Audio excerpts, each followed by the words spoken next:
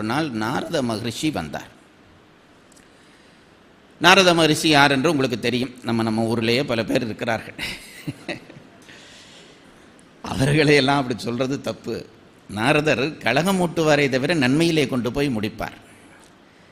பெரிய மகரிஷி, இசை வல்லவர். நாரத மகரிஷி வந்தோடனே அவரே நம்மை தேடி வந்தாரே என்று பாண்டவர்கள் மகிழ்ந்தார்கள், அவரை போற்றினார்கள், அவரை வணங்கினார்கள். நாரத மகரிஷி அவர்களுக்கு, எல்லாரும் பாண்டவர்கள் உட்கார்ந்திருக்கிறார்கள், உங்களுக்கு நான் ஒரு செய்தி சொல்ல வேண்டும் விரும்புகிறேன் என்றான். சுவாமி, எதுவானாலும் சொல்லுங்கள், ஏற்றுக்கொள்கிறோம் என்றார் தர்மர். அப்போ நாரதர் சொன்னார், நீங்கள் ஐவருமாக சேர்ந்து ஒருத்தியை திருமணம் செய்து வாழ முடிவெடுத்து வாழ்கிறீர்கள். அது முன்பிறவி தொடர்பு என்று வியாசர் சொல்ல நீங்கள் அறிந்திருப்பீர்கள். நல்லது. ஆனால் நான் ஒன்றை சொல்லுகிறேன்.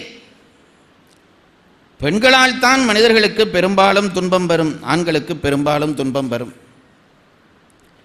மங்கையர் பொருட்டால் எய்தும் ஆந்தற்கு மரணம் என்று சங்கையின்றுணர்தி, ராமாயணத்திலே ராமன் சொன்னான். பெண்களிலே உண்டாகிற ஆசை காரணமாக ஆண்களுக்கு துன்பம் வருவது இயற்கை. ஆகவே நீங்கள் கவனமாக இருக்க வேண்டும். 5 பேர் சகோதரர்கள் 1000 தான் ஒற்றுமையாக இருந்தாலும் உங்களுக்குள்ளே இவள் காரணமாக பகை வந்து விடக்கூடாது என்றார் நாரதர். பஞ்சபாண்டவரும் ஒருமித்து சொன்னார்கள், சுவாமி, நாங்கள் சகோதரர்கள் ஒருவரை ஒருவர் விட்டுக் கொடுக்க மாட்டோம் என்று. நாரதர் சிரித்தார். இப்படித்தான் முன்பு ஒரு அரக்கச் சகோதரர்கள் சொல்லிக் கொண்டிருந்தார்கள். சும்பன் நிசும்பன் என்று 2 அசுரர்கள் இருந்தார்கள். நாரதர் கதை சொல்லுகிறார். தர்மா, இதை நன்றாக கேட்டுக்கொள்ளுங்கள். சும்ப நிசும்பர்கள் என்று 2 அசுரர்கள் இருந்தார்கள், அண்ணனும் தம்பியும். ஒருவரில் ஒருவர் அளவுக்கு அதிகமான அன்பு பூண்டவர்கள், பெரும் வல்லமை கொண்டவர்கள். பிரம்மதேவனை நோக்கி அந்த 2 அசுரர்களும் கடுமையான தவம் செய்தார்கள். அந்த தவத்தின் வலிமை காரணமாக பிரம்மன் அவர்களுக்கு காட்சி கொடுத்தான். உங்களுக்கு என்ன வேண்டும் வரம் கேளுங்கள், உங்கள் தவத்துக்கு மகிழ்ந்தேன், என்ன வேண்டும் என்று கேளுங்கள் என்றான். இவர்கள் கேட்டார்கள், சுவாமி, நாங்கள் சாகா வரம் பெற வேண்டும். பிரம்மன் சொன்னான், இயற்கையை இறைவன் நினைத்தாலும் மாற்ற முடியாது. ஒரு பொருளுக்கு தோற்றம் இருந்தால் அந்த பொருளுக்கு அழிவு இருக்கும், அதை மறந்து போகாதீர்கள்.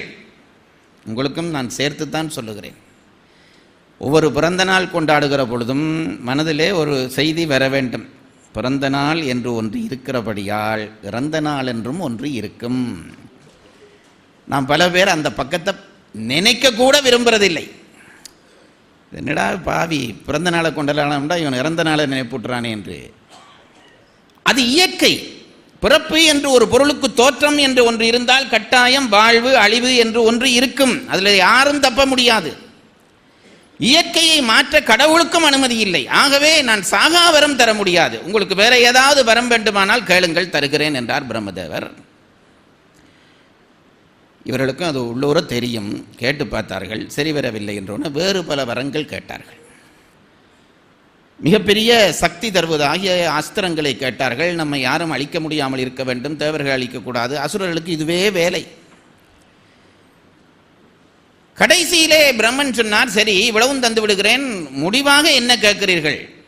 எங்களுக்கு மரணம் இல்லாத வாழ்வு கேட்டோம், நீங்கள் தரமாட்டேன் என்று சொல்லிவிட்டீர்கள். அதனாலே ஒன்னொன்று நான் கேட்டுக்கொள்கிறோம். அண்ணனே நான் கொன்றால்தான் அவன் சாக வேண்டும், என்னே அண்ணன் கொன்றால்தான் நான் சாக வேண்டும். பாசம் மிகுந்த அண்ணன் தம்பிகள் அல்லவா, ஒன்றாக இருந்து ஒன்றாக தவம் செய்து ஒன்றாக வரம் பெற்றவர்கள் அல்லவா. ஆகவே இவர்கள் ஒருவரை ஒருவர் கொல்ல வாய்ப்பில்லை என்று நினைத்து கொண்டு, நான் கொன்றாதான் அண்ணன் சாக வேண்டும், அண்ணன் கொன்றாதான் நான் சாக வேண்டும். அசுரர்கள் இப்படி காலாகாலமாக திட்டமிட்டு வெல்ல பார்த்தார்கள். காலம் அவர்களை தோற்கடித்தது. இரணியன் எப்படி கேட்டான் வரம்? என்னை மனிதரும் கொல்லக்கூடாது, விலங்குகளும் கொல்லக்கூடாது, என்னை வீட்டுக்குள் வைத்தும் கொல்லக்கூடாது, வெளியிலையும் கொல்லக்கூடாது, என்னை ஆகாயத்திலும் கொல்லக்கூடாது, என்னை நிலத்திலும் கொல்லக்கூடாது, என்னை எந்த ஆயுதத்தாலும் கொல்லக்கூடாது. இப்போ சும்மா நான் உங்களை கேட்குறேன் பாருங்க, விலங்கும் கொல்லக்கூடாது, மனுஷனும் கொல்லக்கூடாது, வீட்டுக்குள்ளேயும் சாகப்படாது, வெளியிலையும் சாகப்படாது, பகல்லையும் சாகப்படாது, இரவுலையும் சாகப்படாது. அப்படி ஒருத்தன் சாவானா? இப்போ நமக்கு இரணியன் கதை தெரியும் என்றபடியால் சாவான் என்று தலையாட்டுவோம். இரணியன் காலத்திலே நீங்க வாழ்ந்ததா வச்சுக்கொண்டு இவ்வளவு வரம் அவன் பெற்றுட்டான் என்று வைங்க, என்ன நினைப்பீர்கள்? இனி இரணியனுக்கு மரணம் இல்லை என்று தான் நினைப்போம். இயற்கையை வெல்லுகிற முயற்சி ஒரு நாளும் நடக்காது. அது இந்த வல்லரசுகளுக்கெல்லாம் தெரிய வேண்டும். இப்போ அதுதான் நடக்குது பாருங்க. விஞ்ஞானத்தை வைத்து இயற்கையை வெல்ல முயற்சி பண்ணுகிறார்கள். இயற்கை அடிக்கிற அடியில் ஒருத்தன் நிற்க முடியாது. என்னாச்சு தெரியுமோ, நரசிம்மர் தோன்றி அவ்வளவு வரத்தையும் முறியடித்தார். வீட்டுக்குள்ளேயும் கொல்லக்கூடாது, வெளியிலையும் கொல்லக்கூடாது. வீட்டின் நிலைப்படி இருக்கிறதே அது வீடா வெளியா? வீட்டு வாசல் நிலை இருக்கிறதே அது வீட்டுக்கு உள்ளேயும் இல்லை வெளியிலையும் இல்லை, அதில் தூக்கி கொல்றது முடிவு பண்ணிட்டார். இரவிலும் கொல்லக்கூடாது, பகலிலும் கொல்லக்கூடாது. இந்த மாலை பொழுது இருக்கிறதே அது இரவும் இல்லை பகலும் இல்லை, ரெண்டிலும் எடுத்தார். ஆகாயத்திலும் கொல்லப்படாது, நிலத்திலும் கொல்லப்படாது, தூக்கி மடியில் வச்சு கொண்டார். அது ஆகாயமும் இல்லை நிலமும் இல்லை. எந்த ஆயுதத்தாலும் கொல்லக்கூடாது, கை நகத்தையே பயன்படுத்தினார். அது ஆயுதம் இல்லை, பிழிச்சு கிழிச்சு எறிஞ்சிட்டு போயிட்டார். நான் சொல்றேன் பாருங்க, ஆண்டவனையோ இயற்கையையோ வெற்றி பெறலாம் என்று நினைத்தால் இதுதான் முடிவு. இந்த சும்பனி சும்பர்களும் அப்படித்தான் நினைச்சார்கள். அண்ணனை நான் கொல்ல வேணும், நான் கொண்டா தான் அண்ணன் சாகலாம், அண்ணன் கொண்டா தான் நான் சாகலாம், நாங்கள் ரெண்டு பேரும் ஒருத்தர் ஒருத்தர் கொல்ல போறது இல்லை. ரொம்ப ஆனந்தமாக பிரம்மன் அதெல்லாம் தரலாம்ப்பா, அதை அந்த வரம் எடுத்துக்கொண்டு போங்க. இவங்க என்னென்னமோ பண்ணி தேவர்கள் எல்லாரையும் போட்டு படுத்தாத பாடு படுத்தினான். தேவர்கள் எல்லாம் பிரம்மதேவனிடம் வந்து, நீ வரம் கொடுத்துட்டு போயிட்ட ஐயா, நாங்கள் இல்லை பாடுபடுறோம் என்றார்.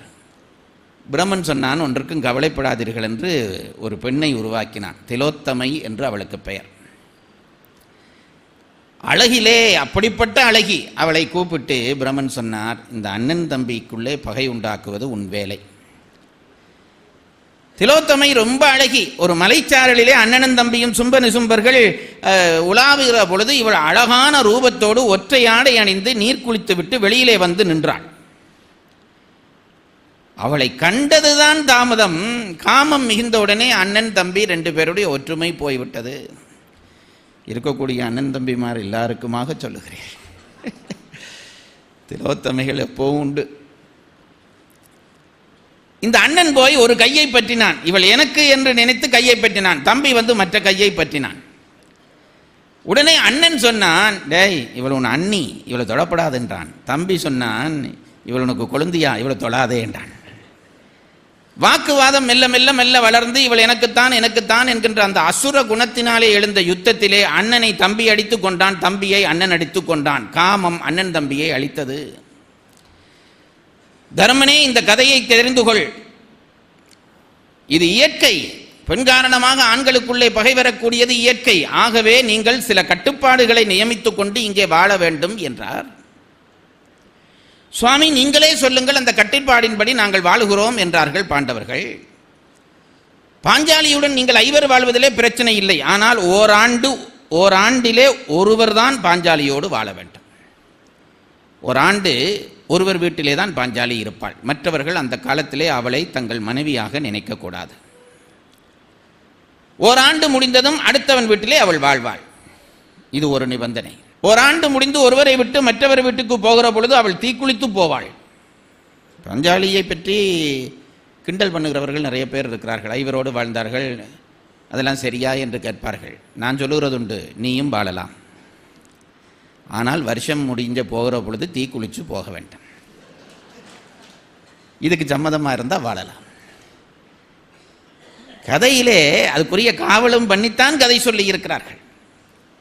அப்போ பாஞ்சாலி ஒவ்வொரு ஆண்டு ஒருவரோடு வாழ வேண்டும். இன்னொன்று முக்கியமாக சொல்லுகிறேன், ஒருவரோடு இருக்கிற பொழுது அவர்கள் இருவரும் சேர்ந்து மகிழ்ச்சியாக இருக்கிற காட்சியை மற்றவர் காணக்கூடாது. ஏன் இந்த நிபந்தனை?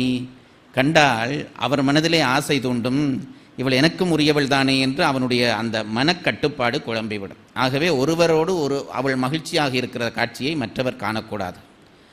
தப்பி தவறி கண்டுவிட்டால் அவர் ஓராண்டு தீர்த்த யாத்திரை போக வேண்டும். ஏன் இந்த நிபந்தனை? மனம் குழம்பின உடனே தீர்த்த யாத்திரை போனால் தான் அந்த மனக்குழப்பம் அடங்கும். தீர்த்த யாத்திரை போகிறவர்களுக்கு தான் தெரியும். தீர்த்த யாத்திரை போய் ஒரு ஆண்டு போய்விட வேண்டும்.